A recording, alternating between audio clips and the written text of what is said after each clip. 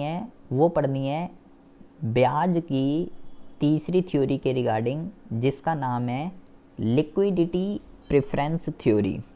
क्या नाम है इसका? इसका नाम है लिक्विडिटी प्रेफरेंस थ्योरी। पहले हम यहाँ पे लिखते हैं, मुद्दे का जो नाम है ये है लिक्विडिटी। लिक्विडिटी का मतलब क्या होता है? लिक्विडिटी हाँ, बोला तो आपने बिल्कुल ठीक है। Liquidity preference theory of interest. देखिए, लिक्विडिटी प्रेफरेंस थ्योरी ये क्या होती है? इसको हिंदी में कहते हैं, इसको हिंदी में कहते हैं तरलता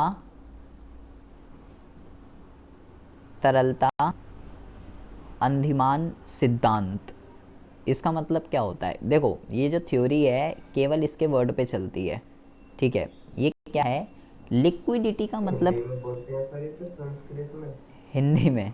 हिंदी में कहते हैं तरलता। तरलता का मतलब क्या होता है? तरलता का मतलब होता है कि तरलता का मतलब होता है कि कितना पैसा आपके हाथ में है, कितना पैसा आपके हाथ में है या कितना पैसा आपकी जेब में है, या तुरंत जिस भी चीज़ को आप कैश में कन्वर्ट कर सकते हो उसको हम लिक्विडिटी कहते हैं।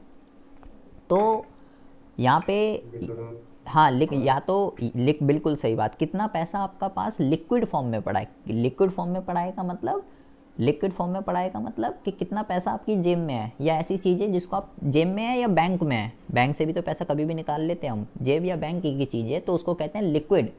और प्रेफरेंस का मतलब क्या होता है? प्रेफरेंस का मतलब होता है कि हम पहले किस चीज़ को प्रेफरेंस दे रहे हैं, फिर किस चीज़ को प्रेफरेंस दे रहे हैं। जैसे मैं बोलूँ कि पहले आइसक्रीम खाओगे या गुलाब जामुन खाओगे, तो आप बोला मैं तो गुलाब जामुन खाऊंगा, पहले आइसक्रीम बाद में खाऊंगा, तो मतलब आपने गुलाब जामुन को पहले प्रेफरेंस दी। इसी तरह अगर आपके सामने अलग अलग तरीके के प्रोजेक्ट्स हैं, एक में आपको 5% का इंटरेस्ट मिलेगा, एक में 10% का, एक में 15% का, तो मैं बोला आप कहाँ पैसा लगाओगे? तो आपने बोला जी मैं तो 15% पे लगाऊंगा, तो आपने 15% वाली इन्वेस्टमेंट को पहले प्रेफरेंस दी, फिर बोला आपने फिर मैं 10 वाली पे लगाऊंगा, फिर 5 वाली पे लगाऊंगा। तो प्रेफरेंस का मतलब होता है प्रायोरिटी, कि आप पहले किस चीज़ को पहले रख रहे हैं, उसके बाद किस चीज़ को रख रहे हैं, पहले क्या मैटर करता है आपके लिए, उस चीज़ को कहते हैं प्रेफरेंस। तो ये बहुत आसान थ्योरी है, इसके अंदर कोई ज़्यादा ऐसा खास नहीं है, जो ऊपर हमने पढ़ा था वही है। देखिए यहाँ पे क्या है, ये कहता है कि भाई हमारी जो आय है ना, ये भी वही कहता है कि हमारी जो आय है वो, उसका क्या होता है, उसका जो है या तो हो जाता है उपभोग, या तो हम उसको जो है कंज्यूम कर लेते हैं, या हम उसका क्या करते हैं, या हम उसको जो है बचत कर लेते हैं। केवल दो ही चीज़ें होती हैं और कुछ नहीं होता, या तो कंज्यूम हो जाती हैं या वो सेव हो जाती हैं।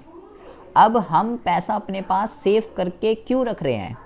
तो वो कह रहा है कि भाई हम जो है अपने पास पैसा जो सेव करके रखते हैं वो 3 पर्पस के लिए रखते हैं, जो मैंने ऊपर आपको पढ़ाए थे क्लासिकल के अकॉर्डिंगली। किस किस पर्पस के लिए रखते हैं?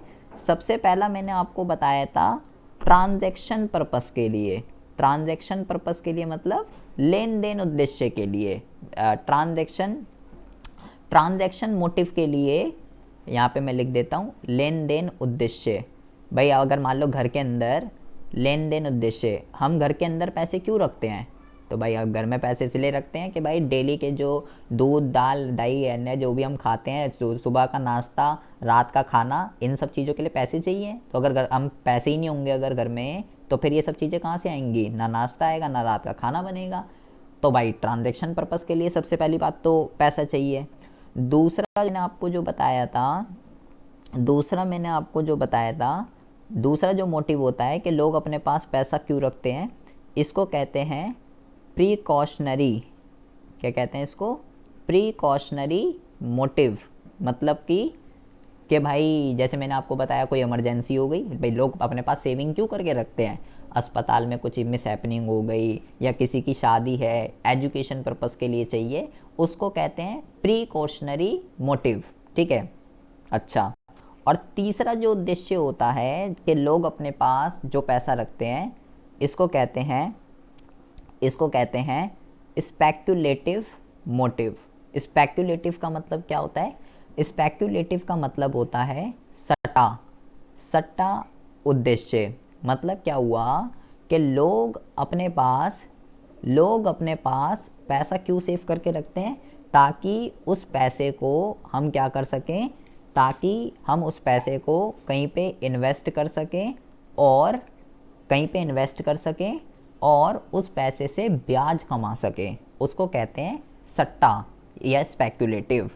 तो ये जो थ्योरी है लिक्विडिटी प्रेफरेंस थ्योरी, ये बेसिकली स्पेक्युलेटिव मोटिव पर ही आधारित है। ठीक है, तो बहुत ही ज़्यादा ध्यान से सुनेंगे। मैंने बोला स्पेक्युलेटिव का क्या मतलब है। स्पेक्युलेटिव का ये मतलब है कि आप पैसा अपने पास रखना ज़्यादा पसंद कर रहे हैं या बाहर इस पैसे को इन्वेस्ट करना ज़्यादा पसंद कर रहे हैं। देखो आपके पास दो मोटिव हैं। पहला वो जो है, मैं यहाँ हिंदी में लिखता हूँ तो आपको ज़्यादा समझ में आएगा। दो चीज़ें आपके पास, आप जो है होल्ड करके रखना चाहते हैं आप पैसा, मतलब कि आप अपनी जेब में रखना चाहते हैं पैसा, या आप उसको जो है कहीं पे निवेश कर दोगे। स्पेक्युलेटिव के लिए आप उसका पैसे को इन्वेस्ट करके सट्टा खेलोगे, क्या करोगे। ये दो उद्देश्य हैं। आप पहले किसको प्रेफरेंस दोगे, इस थ्योरी का नाम क्या है, लिक्विडिटी प्रेफरेंस थ्योरी। अगर आपने बोला कि भाई मैं तो सट्टे को प्रेफरेंस दूंगा, तो मतलब क्या हुआ, अगर मैं आप बोलूँ आपके पास 1000 रुपये हैं, ठीक है, उस 1000 रुपये में से 700 रुपये तो आपने कर लिए उपभोग। अब आपके पास बचे 300 रुपये। 300 रुपये की आपकी लिक्विडिटी है, 300 रुपये की आपकी लिक्विडिटी है। तो मैं आपसे कह रहा हूँ, या आप अपनी जेब में रखना चाहते हो या सट्टा लगा दोगे, 100 और पैसे बनाओगे। सट्टे का मतलब पैसे से पैसे बनाना। तो आपने बोला कि भाई मैं तो इसको लगा दूंगा, सट्टा खेलूंगा, मैं तो इससे ब्याज कमाऊंगा इससे। तो इससे क्या होगा, इससे आपकी लिक्विडिटी ख़त्म हो जाएगी, आपके पास 300 रुपये रहेंगे ही नहीं, क्योंकि अगर आप यहाँ लगा दोगे तो आपने अपनी लिक्विडिटी खो दी। आप अपने पास पैसा रखने की बजाय, होल्ड करने की बजाय स्पेक्युलेशन पे ज़्यादा वो करोगे। ऐसा क्यों कर रहे हो, ऐसा इसलिए कर रहे हो क्योंकि मार्केट के अंदर जो रेट ऑफ इंटरेस्ट है वो ज़्यादा है। तो यहाँ पे आपको क्या ध्यान रखना है, यहाँ पे आपको ये ध्यान रखना है कि जब भी ब्याज की जो दर होती है, जब वो ज़्यादा होती है, तो सट्टा उद्देश्य के लिए लोग क्या करते हैं, सट्टा उद्देश्य के लिए लोग ज़्यादा इन्वेस्ट करते हैं, क्योंकि भाई ब्याज ज़्यादा मिल रहा है, सिंपल सी बात है। और जब मार्केट के अंदर ब्याज की दर कम होती है, तो लोग फिर सट्टे के ऊपर ज़्यादा प्रेफरेंस नहीं देते। फिर लोग किसको प्रेफरेंस देंगे, अगर मार्केट में इंटरेस्ट ही नहीं मिल रहा तो फिर आप क्या करोगे, 300 रुपये आपके पास आपकी जेब में और ब्याज नहीं मिल रहा, ब्याज की रेट बहुत कम है, डाउन पड़ी है मार्केट, जैसे अभी के हालात हैं। तो अब मैं बोलूँ आपसे, क्या अब आप बाहर निवेश कर दोगे, आप क्या बाहर क्या करूँगा मैं लगा के, मैं 1% का ब्याज मिल रहा है, इससे बढ़िया अपने पास रखूँगा जेब में। अब आपने किसको प्रेफरेंस दी, अब आपने प्रेफरेंस दी अपने पास रखना है पैसा, होल्ड करके, बाहर नहीं लगाना। कब बोला आपने ऐसा, जब ये वाली सिचुएशन है, तो आप कह रहे हो भाई मैं तो पैसा होल्ड करके रखूँगा। जब मार्केट में इंटरेस्ट नहीं मिलता तो लोग किस चीज़ को ज़्यादा प्रेफरेंस देते हैं, अपने पास रखना ज़्यादा अच्छा समझते हैं एज़ कंपैरिजन टू उसको कहीं पे निवेश करना। तो ये जो थ्योरी है ये इन्हीं दो चीज़ों के ऊपर बेस है कि आप अपने पास पैसा होल्ड करके रखना चाहते हो या उसको बाहर इन्वेस्ट करके निवेश पे कमा दोगे। तो ये इसके अगर हम कर्व की बात करें, इसका जो कर्व है लिक्विडिटी प्रेफरेंस का, वो किस तरीके से बनता है, वो बनता है कुछ इस तरीके से। देखिए बहुत ही ज़्यादा ध्यान से समझेंगे। इसका जो कर्व है वो कुछ इस तरीके से बनता है, ये है एक्स अक्ष, ये है वाई अक्ष और ये है जीरो। मान लीजिए मार्केट के अंदर ब्याज की जो दर है, यहाँ पे आप पहले लिखेंगे, यहाँ पे आप लिखेंगे ब्याज की दर, यहाँ पे आप लिखेंगे ब्याज की दर, और यहाँ पे क्या लिखेंगे, यहाँ पे लिखेंगे मुद्रा की मांग। मुद्रा की मांग का मतलब क्या है बेटा, बहुत ही ज़्यादा ध्यान से समझ लीजिए। मुद्रा की मांग का मतलब है आप अपने पास पैसा होल्ड करके रखना चाहते हो, ये आपके पास कितना पैसा है, it's called demand for money. Demand for money, आपको कितना पैसा चाहिए वो नहीं, ये नहीं है इसके नाम का मतलब, इससे नाम से ये लगता है बच्चों को कि मुझे कितना पैसा चाहिए, मुद्रा की मांग, ये नहीं है इसका मतलब। मुद्रा की मांग का मतलब आप अपने पास पैसा कितना होल्ड करके रखना चाहते हो, it's called demand for money. जेब में कितना रखना चाहते हो। तो अगर मान लो आप बताओ, अगर ब्याज की दर बहुत ज़्यादा मिल रही है आपको, बाहर अगर आप कहीं पैसे को निवेश करोगे तो इतने मिलेगा आपको रेट ऑफ इंटरेस्ट, तो आप अपने पास ज़्यादा रखोगे या कम रखोगे पैसा, बताइए। होल्ड करोगे या स्पेक्युलेटिव करोगे अगर ब्याज की दर ज़्यादा मिल रही है, बताइए क्या करना चाहोगे भाई। आवाज़ आ रही है? ये सुन रहा हूँ, सोच रहा हूँ क्या। अरे यार अभी तो मैंने आपको बताया, जब आपको ब्याज की दर ज़्यादा मिलती है तो लोग अपने पास होल्ड नहीं यही करते। मैं वही सोच रहा हूँ। सर हमारे यहाँ तो ब्याज मना है बिल्कुल। अरे सुनो तो सही, ब्याज अगर आपको ज़्यादा मिलता है तो लोग अपने पास होल्ड नहीं करते, तो लोग स्पेक्युलेटिव को ज़्यादा प्रेफरेंस देते हैं। और जब ब्याज की दर कम होती है तो लोग होल्ड को प्रेफरेंस देते हैं। तो जब इंटरेस्ट रेट बहुत ही ज़्यादा हाई होता है मार्केट के अंदर तो लोग मैं अपने, ट्रेडिंग वाले हिसाब है, इन्वेस्टिंग में हाँ मैं जी, ट्रेडिंग कर रहा हूँ। तो तो लोग अपने पास तो लोग अपने पास केवल इतना सा पैसा रखना चाहते हैं, केवल इतना, क्योंकि भाई मार्केट में इंटरेस्ट ज़्यादा मिल रहा है तो बढ़िया है, ब्याज ज़्यादा मिल रहा है। लेकिन अगर मार्केट के अंदर ब्याज कम हो गया तो इससे क्या होगा, अगर मार्केट के अंदर रेट डाउन हो गई, R1 से R2 पर आ गई, तो इससे क्या होगा, इससे जो है ये क्वांटिटी आ गई Q1। तो ये क्या हुआ, अब लोग अपने पास ज़्यादा पैसा रखना चाहते हैं। पहले केवल इतना पैसा रखना चाहते थे और अब लोग अपने पास इतना पैसा रखना चाहते हैं। ऐसा क्यों हुआ, क्योंकि रेट ऑफ इंटरेस्ट डाउन हो गई। और अगर और रेट ऑफ इंटरेस्ट डाउन हो जाए तो लोग अपने पास और ज़्यादा पैसा रखना चाहते हैं। अब लोग किसको प्रेफरेंस दे रहे हैं, अब लोग प्रेफरेंस दे रहे हैं अपने पास होल्ड करने को, अब लोग अपने पास होल्ड करने को प्रेफरेंस दे रहे हैं। तो ये आप क्या देख रहे हैं, जैसे जैसे रेट ऑफ इंटरेस्ट डाउन होती जा रही है लोगों की प्रेफरेंस क्या हो रही है, होल्डिंग की तरफ, स्पेक्युलेटिव की तरफ नहीं हो रही। तो इसका जो कर्व है वो बहुत ही ज़्यादा ध्यान से आपको समझना है। इसका जो कर्व है वो आपका इस तरीके से बनता है, देखिए इस तरीके से इसका जो है कर्व बनता है, ठीक है। और ये जो कर्व है इसको क्या बोलते हैं, तरलता वक्र इसको कहते हैं। क्या कहते हैं इसको, तरलता वक्र, ठीक है। या ये भी कह सकते हो तरलता अंधिमान वक्र, ये भी कह सकते हो। मतलब कि लिक्विडिटी प्रेफरेंस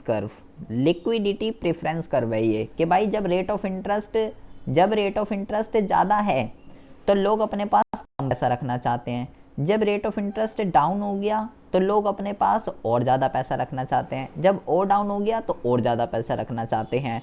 तो और उसके बाद बहुत ही ज़्यादा ध्यान से सुनेंगे, उसके बाद एक ऐसी सिचुएशन आई, ये जो कर्व है ये क्या हो गया, ये पूरा का पूरा जो है फ्लैट हो गया। ये जो सिचुएशन होती है इसको हम क्या कहते हैं, ये जो सिचुएशन होती है इसको हम कहते हैं तरलता जाल, ठीक है। तरलता जाल जो है इसको कहते हैं, इसका क्या मतलब हुआ कि भाई अब इससे नीचे R3 से नीचे अगर रेट ऑफ इंटरेस्ट चली गई तो लोग फिर भी किस चीज़ को प्रेफरेंस देंगे, अपने पास रखना ज़्यादा अच्छा समझेंगे एज़ कंपैरिजन टू कहीं बाहर इन्वेस्ट करना। तो यहाँ पे जो लोच होती है वो कैसी होती है, यहाँ पे जो लोच होती है वो पूर्णतः बेलोचदार हो जाती है, पूर्णतः बेलोचदार जो है यहाँ पे हो जाती है, क्योंकि इसके जब R3 से नीचे जितनी भी डाउन हो जाए लोग अपने पास पैसा होल्ड करना ज़्यादा अच्छा समझते हैं चाहे कुछ भी हो जाए। तो ये वाला जो सिनेरियो है यहाँ पे फ्लैट हो गई बिल्कुल प्रेफरेंस, कि कुछ भी हो होल्ड ही करना है, क्योंकि रेट ऑफ इंटरेस्ट बहुत ही ज़्यादा कम हो चुकी है। इसको इंग्लिश में क्या कहते हैं, इसको इंग्लिश में कहते हैं लिक्विडिटी ट्रैप जो है इसको कहते हैं तरलता जाल, जहाँ पे बंदा होल्ड करने को ही प्रेफरेंस देता है, क्योंकि ब्याज की जो दर है वो बहुत ही ज़्यादा डाउन हो चुकी है। और ऐसी सिचुएशन में जो लोच है वो कैसी होती है, पूर्णतः बेलोचदार हो जाती है कि कुछ भी हो जाए होल्ड ही करना है, इससे नीचे कुछ भी हो जाए। अच्छा जी, अगर अगर ये थ्योरी है और इसके अंदर ऐसा कुछ खास नहीं है, ठीक है जी। अच्छा, मतलब कि पहले किसको प्रेफरेंस देनी है, स्पेक्युलेटिव को देनी है या लिक्विडिटी को देनी है, होल्ड करके रखनी है, किसको देना है, बस ये थ्योरी इसी के ऊपर बात करती है और किसी भी चीज़ के ऊपर बात नहीं करती है। तो एक चीज़ और समझेंगे यहाँ पे, अगर मान लीजिए मैंने बोला भाई ये आपका लिक्विडिटी प्रेफरेंस कर्व है, ठीक है। मान लीजिए ये आपका रेट ऑफ इंटरेस्ट है एंड इतनी आप जो है होल्ड करने की डिमांड कर रहे थे।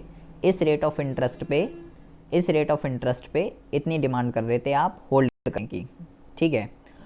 अब सरकार ने क्या करा, अब सरकार के पास भी कुछ इंस्ट्रूमेंट होते हैं, आरबीआई के पास भी कुछ इंस्ट्रूमेंट होते हैं, सबके पास इंस्ट्रूमेंट होते हैं जिससे वो ब्याज की दर को बढ़ा भी सकते हैं, जिससे वो ब्याज की दर को घटा भी सकते हैं।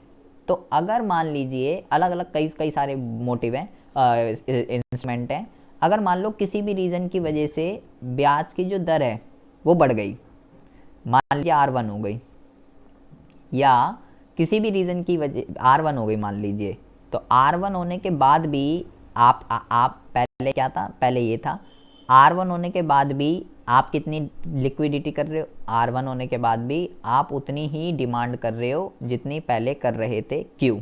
आपकी मुद्रा की मांग में, डिमांड फॉर मनी में कोई चेंज नहीं हुआ रेट ऑफ इंटरेस्ट बढ़ने के बाद भी। या अगर रेट ऑफ इंटरेस्ट से घट जाए, अगर रेट ऑफ इंटरेस्ट घट जाए, मान लो R2 हो जाए, तो भी आप जो है एक और कर्व यहाँ से बना देंगे, मान लीजिए ये कर्व एक LP 0, अगर हो जाए घट जाए तो भी आप उतनी कर रहे हो। तो कुछ कई सरकमटेंसेज हैं, चाहे ब्याज की दर बढ़ जाए चाहे ब्याज की दर घट जाए, आप उतना ही पैसा अपने पास होल्ड करके रखना चाहते हो जितना पहले था। आप ना तो बाहर लगाने में, इन्वेस्टमेंट में इंटरेस्टेड हो, और ना ही उसको कहीं पे निवेश करने में कहीं इंटरेस्टेड नहीं हो, अपने पास रखना आप ज़्यादा बेनिफिशियल समझ रहे हो, चाहे ब्याज की दर बढ़े चाहे ब्याज की दर घटे, कुछ भी हो जाए। तो ये एक इसके अंदर सिनेरियो है। यही जो है क्या कहती है, यही लोनेबल फंड थ्योरी कहती है कि पहले आपको प्रेफरेंस किस चीज़ को देनी है, होल्ड करने को देनी है, अपने पास रखने को देनी है, जिम में रखने को देनी है, या आप उसको बाहर सट्टा खेल दोगे और उससे ब्याज कमाओगे। और ये लिक्विडिटी प्रेफरेंस कर्व है। और एक समय ऐसा आता है जब ये कर्व पूरा फ्लैट हो जाता है, जहाँ पे लोच पूर्ण बेलोचदार हो जाती है, जिसको तरलता जाल, लिक्विडिटी ट्रैप कहते हैं। इससे नीचे अगर ब्याज की दर जाती है या इतनी ही रहती है, तो लोग अपने पास ही पैसा होल्ड करने को पहले प्रेफरेंस देंगे, ना कि सट्टा उद्देश्य को। यही है आपकी तरलता अंदिमान सिद्धांत।